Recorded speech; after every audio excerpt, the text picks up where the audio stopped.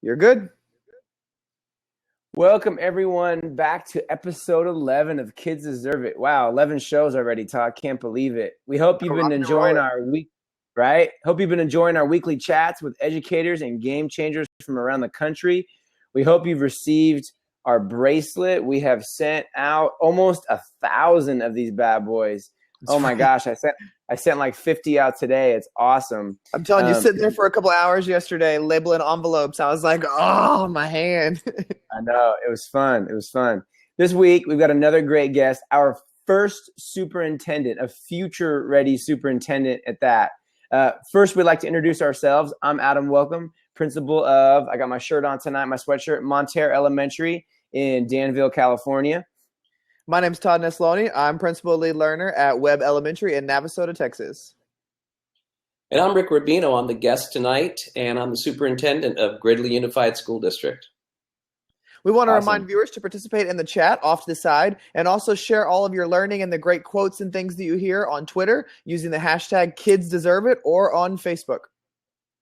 So, Rick, we got a few questions for you, of course. So for those of you who don't know who you are, Rick, tell us about yourself. Yeah, as I said, I'm Rick Rubino. I'm the superintendent of the Gridley Unified School District. We're up near Chico in Butte County, and I've been there for 3.5 years. I'm in my 4th year, and I was in the Bay Area for about 30 years over in Martinez, and that's where Adam and I got to know each other. And Mount Diablo, I was a principal in San Leandro and a principal in Fremont. So I've been and had an opportunity to be in some great districts.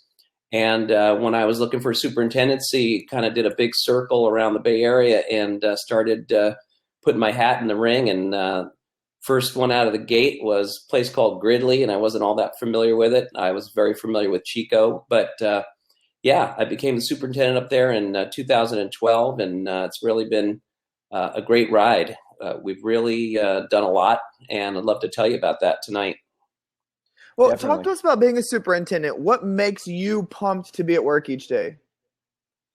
Well, my career has gone from teacher, 11 years in the classroom, 13 years as a principal, and then I kind of took the path for HR, and I really like to say a few things about that tonight if we have a chance. Yeah.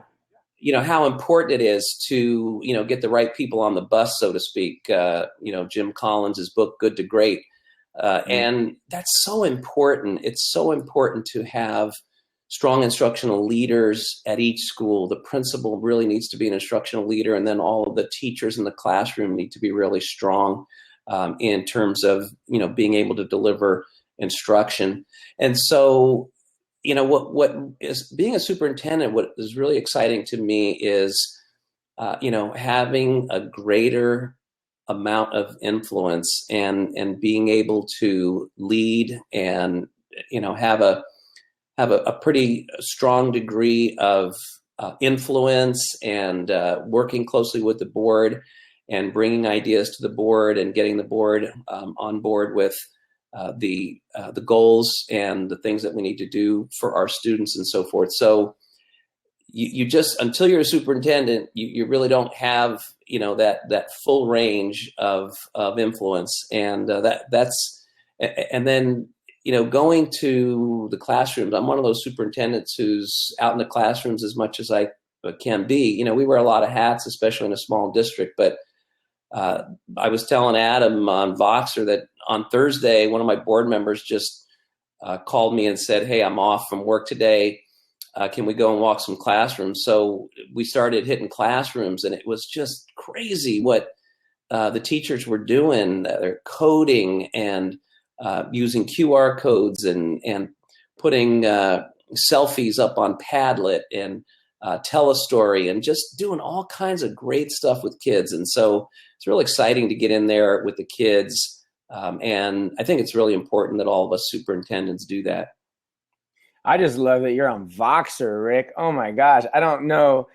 Lisa Gonzalez down the peninsula, she's on Voxer. I don't know many other superintendents on Voxer. Something you said, it kind of made me think about kind of like putting your time in, teacher, right? Your principal, like you learn the job, you really kind of know the whole program. You kind of went to the HR side of the house and then went and then went to superintendent. And, you know, to me, that is really important to kind of see that big picture, you know, because you want to make influence on people, but you want to do it the right way. And definitely, you know, we talk about all the positives and, you know, challenges are really important too, because you learn from them. And, you know, we're kind of wondering, what's your biggest challenge that you face as a superintendent, Rick? Well, you know,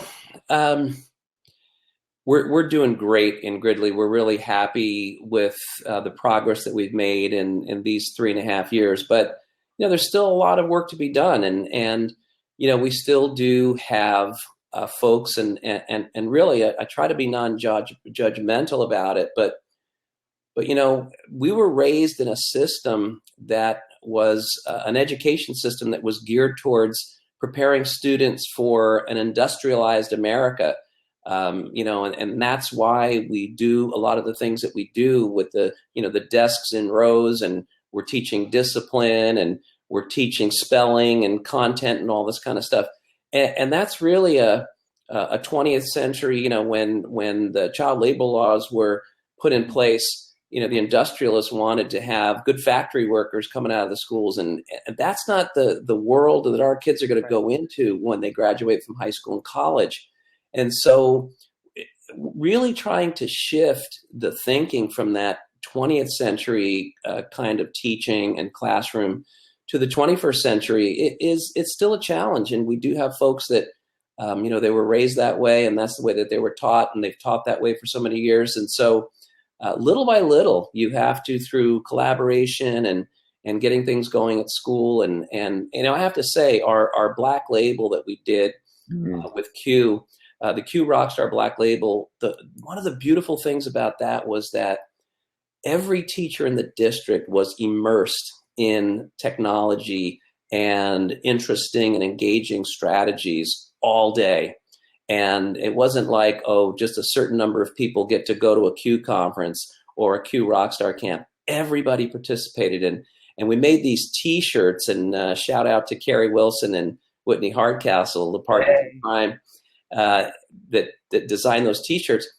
Every teacher wore their T-shirt, and it was such a unifying force to see everybody walk in with those black T-shirts, the Q Rockstar Black Label T-shirts. And it basically said, I'm coming here today to be a part of this happening, and I'm coming here today to learn more about technology. And our Gridley teachers were awesome that day. Everybody basically came in with an open mind, and we had 2 3-hour sessions, and then we had that big unconference lunch, the 2-hour lunch, and it was awesome. And I'd love to tell you more about the Black Label. We were only the second district in California to have our own Q Rockstar Black Label. Berkeley Unified beat us by a couple of months. So do you think that was like a pivotal moment, you think, for Gridley, like turning the corner? I mean, you know, sometimes we kind of have those moments. We kind of turn it and see the light, if you will, and kind of move forward. It was definitely a big moment for us, but I think that there are a lot of big moments that we're having, a lot of benchmarks, and I think every day we get better and better, and we get more people on board. But yeah, that was a huge one for us. So, you know, I was privileged to be down in San Simeon for the first super symposium, and there was 15 superintendents down there from across the state, and we got to present the great things that are going on in our districts. And John Carippo from Q approached me and said, hey, you know, based on what I'm seeing out of Gridley and all the participation at the Q Rockstar up in Chico and the Q conferences and so forth, I think you guys are really ready to do your own Black Label. So we had 4 Q faculty, and then we grew basically 4 of our own Gridley teachers, one at each school: Sandra Allen, Lori York, Liz Ione, and Gary Story.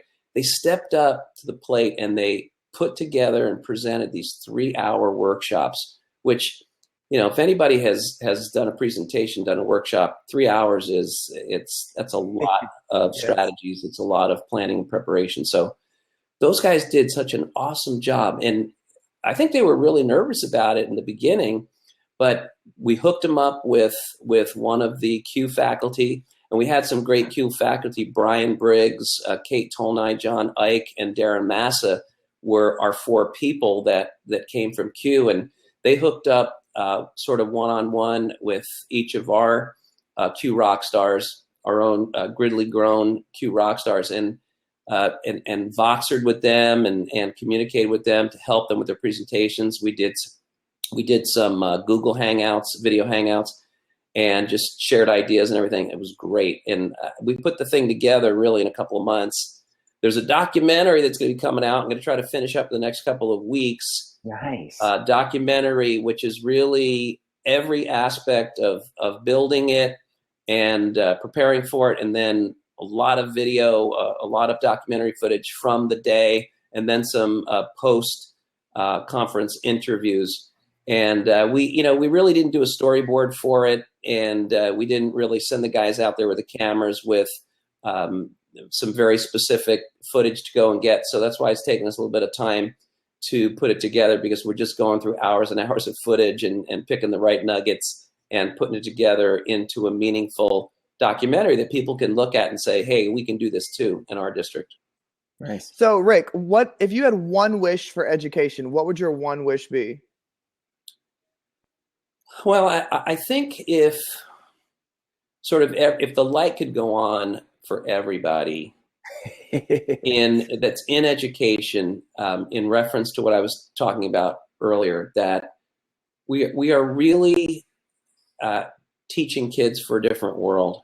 There's a great book by Tony Wagner, The Global Achievement Gap, if you guys haven't read it. And it really talks about how the other industrialized countries of the world have been doing this for a number of years. And that's why, some of the big tech companies and big manufacturing companies, the great jobs that are out there, have to hire from out of the country, because the other industrialized countries have been teaching to the 21st century. So my wish would be for people to really get that and say, not sort of over time, but, pretty soon, because we could do some great things with the folks that we have already that are doing great things that they could share with and learn from and so forth.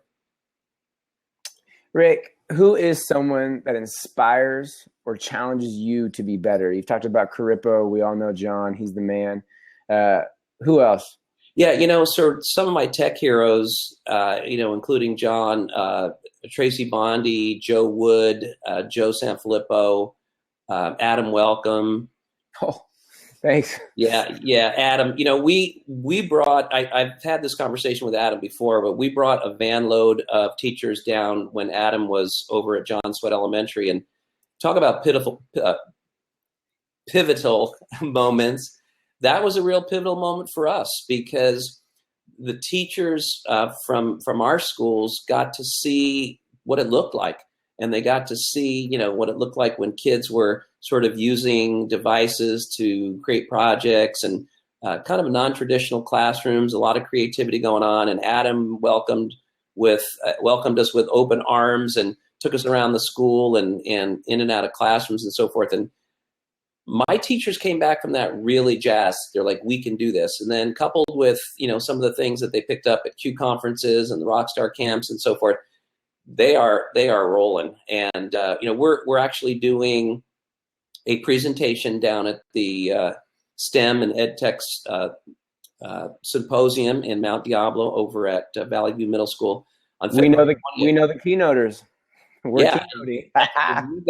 You guys are doing the keynote, and we're looking forward to seeing you guys and then going off to do our presentation. But we really encourage people to come by. We're going to be talking about, some of the things that I've talked about today about, how do you get a school district going into 21st century teaching and learning.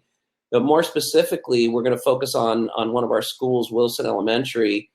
Tracy Allen is the principal there. Laura York, who I mentioned earlier, and Alice Montgomery are going to be joining me, and we're basically going to be telling the story of Wilson Elementary and how you can sort of get enthusiasm and excitement going around integration of technology. And, as Adam knows from our experience in Martinez, we believe that technology will never replace good teaching, but it allows us to do things that were inconceivable in the past. So we're doing things in the classroom that were inconceivable before. And we've got teachers that are working together and sort of promoting what they're doing and sharing what they're doing on Twitter and Remind and Seesaw, and sharing with parents and getting others engaged and excited about the work. And we're really going to be talking about, how you build that culture at your school with a strong instructional leader like we have with Tracy Allen, and then some really strong instructional leader teachers like Lori and Alice and Carrie Wilson and Whitney Hardcastle, Lindsay Berkowitz, and much more at the school. And so Tracy Swanson, we've got some really dynamic teachers there that are just, it's kind of like this friendly competition to, share strategies and ideas, with or without the technology. Before Todd, I was going to say, what you talked about was our pinned tweet on our Kids Deserve It Twitter account is the smallest light can light up the darkest room, be the spark, and Todd and I talk about that a lot. And, really that smallest little spark really can just ignite a wildfire on a campus in a district. So I just wanted to, that's our pinned tweet. We love it. So Todd, close us up. Well, Rick, every week we like our guests to kind of leave a challenge for our viewers for them to work on and complete during the week. So what's your challenge for this week?